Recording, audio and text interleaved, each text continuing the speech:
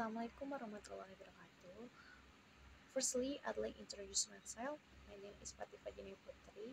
My student number 221230080. On this occasion, I will presenting the material about learners in Islamic education atau peserta didik dalam pendidikan Islam. Peserta didik atau sering disebut dengan siswa merupakan individu yang terlibat dalam proses pendidikan. Mereka merupakan subjek utama dalam pendidik yang menerima pengajaran, bimbingan, dan pengembangan keterampilan serta pengetahuan dari pendidik atau guru. Dalam pandangan Islam sendiri, ada hadis yang mengatakan, tuntutlah ilmu dari buayan sampai liang lahat, yang merupakan gambaran bahwa konsep Islam dalam pendidikan adalah pendidikan seumur hidup. Karena itu, peserta didik dalam pandangan Islam adalah seluruh manusia yang masih terus berproses untuk dididik tanpa mengenal batas usia. Peserta didik dalam perspektif pendidikan Islam juga dipandang sebagai individu yang memiliki nilai dan potensi yang harus diberdayakan secara holistik. Pendidikan Islam tidak hanya melibatkan pada aspek akademik, tetapi juga pada aspek spiritual, moral, dan sosial. Dalam pandangan Islam, peserta didik memiliki 3 konsep. Yang pertama itu ada muta'alim, ada mutadi, dan ada mutarobi. Yang pertama itu muta'alim adalah istilah dalam bahasa Arab yang merujuk pada seseorang peserta didik atau murid yang sedang mengikuti proses belajar atau pendidikan. Terutama dalam konteks pendidikan Islam ini digunakan untuk menggambarkan seseorang yang aktif terlibat dalam proses pembelajaran, menggali pengetahuan, memahami konsep-konsep baru, dan mengembangkan keterampilan, serta berpartisipasi dalam kegiatan pembelajaran. Dan muta'alim ini diharapkan memiliki motivasi, ketekunan, dan tanggung jawab dalam proses pendidikan, serta menghormati aturan, etika, dan nilai-nilai yang berlaku dalam lingkungan pendidikan. Kaitannya dengan pendidikan adalah bahwa perkembangan muta'alim itu selalu menuju kedewasaan, di mana semuanya itu terjadi karena adanya bantuan dan bimbingan yang diberikan oleh pendidik. Muta'alim atau peserta didik adalah salah satu komponen manusia yang menempati posisi sentral dalam proses belajar mengajar. Peserta didiklah yang menjadi pokok persoalan dan sebagai tumpuan perhatian. Di dalam proses belajar mengajar, muta'alim sebagai pihak yang ingin meraih cita-cita, memiliki tujuan, dan kemudian ingin mencapai secara optimal. Muta'alim itu akan menjadi salah satu faktor penentu sehingga menuntut dan dapat mempengaruhi segala sesuatu yang diperlukan untuk mencapai tujuan belajar. Itu sebabnya muta'alim atau peserta didik adalah merupakan subjek utama belajar. Dan selanjutnya ada mutadib. Mutadib adalah semua manusia yang senantiasa berada dalam proses mendisiplinkan adab ke dalam jims dan ruh. Dalam konteks jims, dengan bantuan dan bimbingan muta'adib berupaya mendisiplinkan ke dalam diri jasmani dan seluruh unsur atau bagiannya.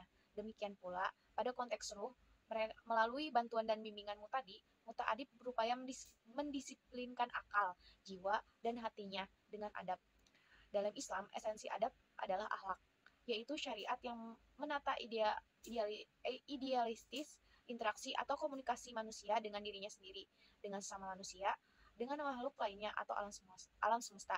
Dan yang terakhir ada mutrobi, adalah peserta didik yang artinya manusia yang senantiasa membutuhkan pendidikan, baik dalam artian pengasuhan atau pemeliharaan fisik biologis, penambahan pengetahuan dan keterampilan, tuntunan dan pemeliharaan diri, serta bimbingan jiwa. Dengan demikian, mutrobi pada akhirnya mampu melaksanakan fungsi dan tugasnya penciptaan oleh Allah Subhanahu wa Ta'ala.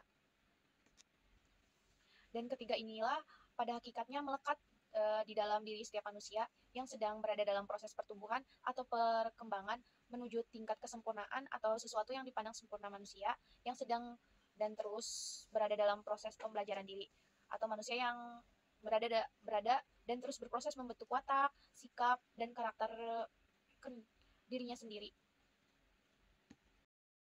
Dalam menuntut ilmu, peserta didik haruslah memiliki niat yang bersih untuk mendapatkan ridha Allah dan kemampuan yang tinggi untuk belajar serta hormat dan patuh pada guru atau pendidik. Agar pelaksanaan proses pendidikan Islam dapat mencapai tujuan, maka setiap peserta didik hendaknya senantiasa menyadari tugas dan kewajibannya.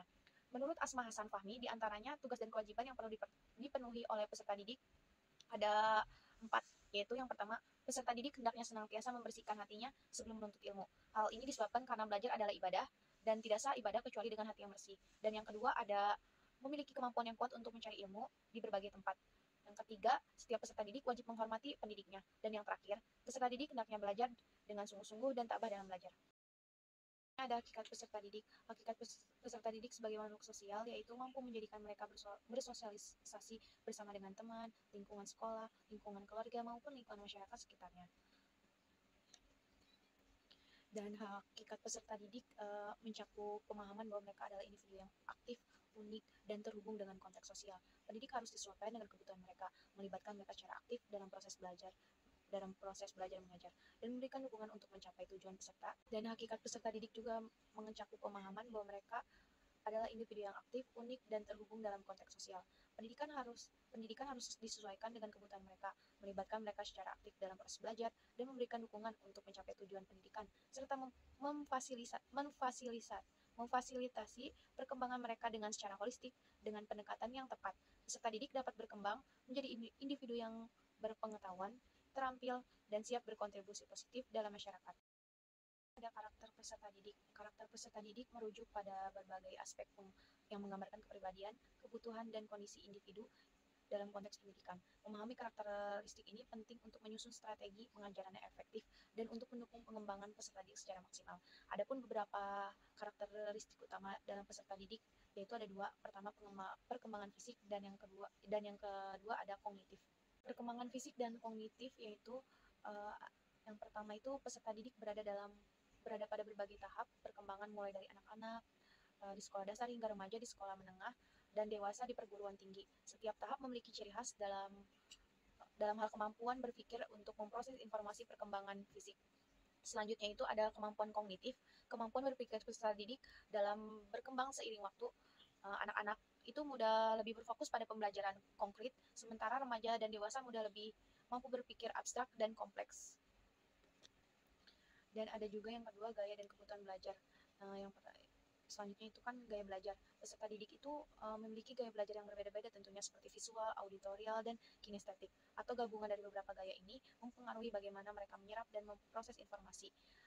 Dan juga ada kebutuhan khusus mereka. Beberapa peserta didik mungkin memiliki kebutuhan pendidikan yang khusus seperti disleksia atau gangguan perhatian dan kebutuhan belajar yang berbeda yang memerlukan penyesuaian dalam metode pengajaran. Jadi, karakteristik peserta didik yaitu memahami karakteristik jadi karakteristik peserta didik yaitu memahami karakter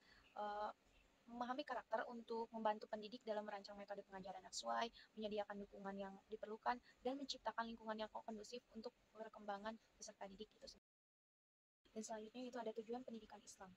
Tujuan pendidikan Islam melibatkan dimensi yang luas, mencakup aspek spiritual, moral, dan sosial. Pendidikan dalam Islam tidak hanya bertujuan untuk mengembangkan pengetahuan akademik, tetapi juga untuk membentuk karakter dan kepribadian yang sesuai dengan ajaran Islam. Tujuan utama dalam pendidikan Islam yaitu pertama, untuk membentuk akhlak dan karakter. Pendidikan Islam bertujuan untuk membentuk akhlak dan karakter yang baik seperti kejujuran, kesabaran, dan kerendahan hati untuk mengembangkan sikap moral yang baik dan perilaku etis sesuai dengan ajaran Al-Quran dan hadis. Dan selanjutnya yaitu membimbing peserta didik untuk memahami dan menerapkan prinsip-prinsip agama dalam kehidupan sehari-hari, termasuk ketaatan kepada Allah dan Rasul-Nya. Dan yang kedua yaitu pendidikan untuk kesadaran global. Dalam perspektif global sendiri yaitu mengajarkan peserta didik untuk memiliki wawasan global dan memahami hubungan antara nilai-nilai Islam dengan keragaman budaya dan agama di seluruh dunia, dan juga kontribusi positif untuk mendorong peserta didik secara positif dan komunitas global dengan menjaga prinsip-prinsip Islam. Pendidikan Islam juga bertujuan untuk menghasilkan individu yang tidak hanya cerdas dan terampil, tetapi juga berakhlak baik, beriman, kuat, dan berkontribusi positif terhadap masyarakat dan juga dunia. Ada metodologi pengajaran. Metodologi pengajaran dalam konteks pendidikan Islam merujuk pada pendekatan strategi dan teknik yang digunakan untuk mengajar ajaran Islam kepada peserta didik tentunya. Metodologi ini mencakup cara-cara yang digunakan oleh pengajar seperti ustadz, guru, atau pendidik dalam menyampaikan materi agar tujuan untuk memastikan pemahaman, penghayatan, dan pengamalan ajaran-ajaran Islam secara efektif oleh peserta didik. Adapun pengajaran yang sering digunakan dalam pendidikan Islam meliputi 5 aspek ya. Yang pertama itu metode ceramah, yaitu menyampaikan materi secara lisan kepada peserta didik. Dan yang kedua itu metode diskusi. Peserta didik diajarkan untuk berdiskusi. Ini bertujuan untuk memahami berbagai sudut pandang dan mengembangkan pemikiran kritis sesuai dengan ajaran agama Islam. Dan yang ketiga yaitu ada metode tanya jawab. Di sini juga mengajak mengajukan pertanyaan-pertanyaan kepada peserta didik untuk merangsang mereka pemikiran dan mendorong partisipasian pertanyaan kepada peserta didik untuk mendorong mereka agar berpartisipasi secara aktif di saat pembelajaran. Dan selanjutnya ada metode pembiasaan. Pengajaran memberikan contoh perilaku Islam yang baik yang kemudian diikuti oleh peserta didik dalam kehidupan sehari-hari. Dan yang terakhir ada metode pengalaman praktis. Di sini peserta didik diajarkan untuk mempraktikkan ajaran-ajaran Islam seperti sholat, zakat, dan puasa, sehingga mereka dapat memahami dan menghayati pentingnya ibadah dalam kehidupan sehari-hari. Penilaian dan evaluasi. Penilaian dan evaluasi ini sangat penting ya, karena dalam proses ini kita mengukur peserta didik dalam segi menilai dan melihat sejauh mana mereka serta pencapaian peserta didik dalam memahami, menghayati, dan mengamalkan ajaran-ajaran Islam. Dan keduanya ini berperan sangat aktif dalam memastikan bahwa tujuan pendidikan Islam tercapai dengan baik dalam segi kognitif, afektif, maupun psikomotorik. Penilaian itu adalah proses pengumpulan informasi atau data tentang kemampuan, pemahaman, dan perilaku peserta didik dalam pendidikan Islam. Penilaian ini mencakup berbagai aspek. Yang pertama itu pengetahuan kognitif, seberapa baik peserta didik memahami ajaran-ajaran Islam seperti akidah, fikih, dan sejarah Islam.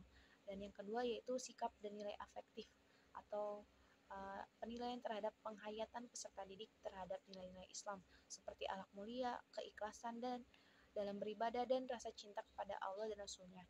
Dan yang terakhir yaitu ada keterampilan atau psikomotorik, penilaian terhadap kemampuan peserta didik dalam memperhatikan ajaran Islam seperti melakukan sholat, membaca Al-Quran, dan tajwid, dan keterampilan dalam aktivitas ibadah lainnya. Penilaian ini bisa dilakukan melalui berbagai cara seperti ujian tulis, observasi, atau wawancara. Dan dalam konteks pendidikan Islam, penilaian ini juga mencakup aspek non-akademis seperti kepatuhan terhadap disiplin, perilaku sehari-hari, dan partisipasi dalam kegiatan keagamaan. Selanjutnya yaitu ada evaluasi. Evaluasi di sini yaitu proses yang lebih luas dari penilaian ya. Evaluasi ini melibatkan analisis terhadap hasil penilaian untuk menilai efektivitas dari proses pembelajaran itu sendiri. Nah, dalam konteks pendidikan Islam sendiri, evaluasi tidak hanya sekedar melihat hasil akhir, tapi juga mencakup beberapa aspek juga ya tentunya. Yang pertama itu ada evaluasi proses. Evaluasi proses di sini yaitu menilai bagaimana proses pembelajaran berlangsung, apakah metodologi pengajaran yang digunakan sudah efektif, apakah peserta terlibat aktif dalam proses belajar. Dan yang kedua yaitu ada evaluasi hasil. Evaluasi hasil yaitu menilai hasil dan proses pembelajaran seperti meningkatkan pemahaman peserta didik terhadap ajaran Islam, perubahan dalam sikap dan perilaku, serta kemampuan dalam mengamalkan ajaran Islam. Dan yang terakhir yaitu evaluasi terhadap program atau kurikulum. Menilai apakah kurikulum atau program pembelajaran yang diterapkan sudah sesuai dengan tujuan pendidikan Islam apa belum, dan apakah perlu ada revisi atau perbaikan. Dan evaluasi dalam pendidikan Islam juga sering mencakup dimensi spiritual, yaitu sejauh mana peserta didik berkembang dalam hal iman, takwa, dan akhlak yang baik. Yaitu ada pengembangan diri dan pembinaan. Pengembangan diri dan pembinaan karakter dalam konteks peserta didik dalam pendidikan Islam yaitu ada dua konsep yang saling berkaitan dengan tujuan untuk membentuk individu yang tidak hanya cerdas secara intelektual, tapi juga memiliki akhlak yang mulia dan karakter yang baik sesuai dengan ajaran agama Islam. Dan pengembangan diri di sini ada beberapa aspek ya. Pengembangan diri dalam konteks pendidikan Islam itu merujuk pada upaya membantu peserta didik mengenali potensi dirinya dan mengembangkan secara optimal. Pertama itu ada aspek spiritual, yaitu mengembangkan kesadaran akan hubungan dengan Allah, memperdalam iman dan ketakwaan, serta membangun akhlak yang baik melalui ibadah penghayatan dan nilai-nilai Islam tentunya. Dan yang kedua itu intelektual. Intelektual ini meningkatkan kemampuan berpikir secara kritis, kreativitas, dan pengetahuan dengan tetap berpegang dengan prinsip-prinsip Islam. Dan juga ada emosional, membangun kedewasaan emosional, pengendalian diri, dan sikap positif dalam menghadapi berbagai tantangan hidup. Dan yang terakhir ada sosial. Sosial ini mengembangkan kemampuan berinteraksi dan bekerja sama dengan orang lain dalam masyarakat, seperti mempraktikkan nilai-nilai sosial Islam, seperti keadilan, kasih sayang, dan saling menghormati. Ada juga pembinaan karakter. Pembinaan karakter adalah proses menanamkan dan nilai-nilai moral, etika yang sesuai dengan ajaran Islam.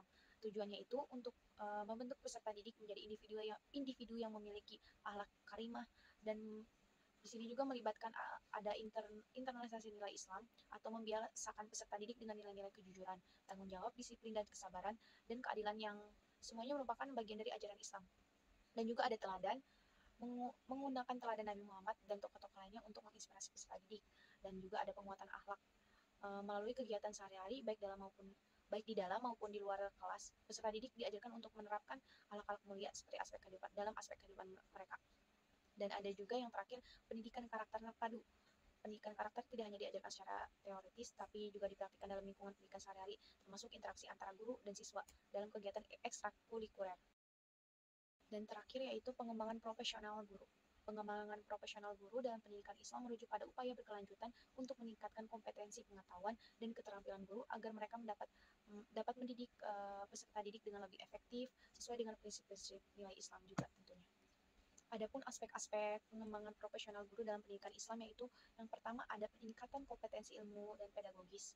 Di sini guru perlu memperdalam pemahaman mereka tentang ilmu-ilmu keislaman termasuk tafsir, hadis, fikih, dan sejarah Islam agar menyampaikan ajaran Islam secara benar dan relevan kepada peserta didik. Dalam pedagogi Islam sendiri yaitu mengembangkan metode pengajaran yang efektif sesuai dengan nilai-nilai Islam.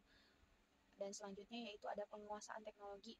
Guru juga harus mengembangkan keterampilan dan penguatan teknologi pendidik dalam proses mendukung pembelajaran secara inovatif, menarik, dan tetap mengintegrasikan nilai-nilai Islam. Dan juga ada penguatan akhlak dan karakter guru, ada teladan akhlak mulia, etos kerja Islam, dan kesadaran spiritual. Pengembangan kompetensi sosial emosional yang bertujuan untuk kemampuan dalam berkomunikasi, keterampilan manajemen kelas, dan kemampuan adaptasi tentunya. Dan yang terakhir yaitu pengembangan profesional berkelanjutan seperti pelatihan dari workshop, kolaborasi diskusi, dan refleksi diri dalam evaluasi. Pengembangan profesional guru pendidikan Islam bertujuan memastikan bahwa guru tidak hanya kompeten dalam mengajar, tapi juga mampu menjadikan teladan yang baik bagi peserta didik, serta mampu mengintegrasikan nilai-nilai Islam dalam setiap aspek pengajaran dan pendidikan. Sangat penting sekali tentunya untuk membentuk generasi yang tidak hanya berpengetahuan tetapi juga berkarakter sesuai dengan tuntunan agama Islam. That's all from me. Wassalamualaikum warahmatullahi wabarakatuh.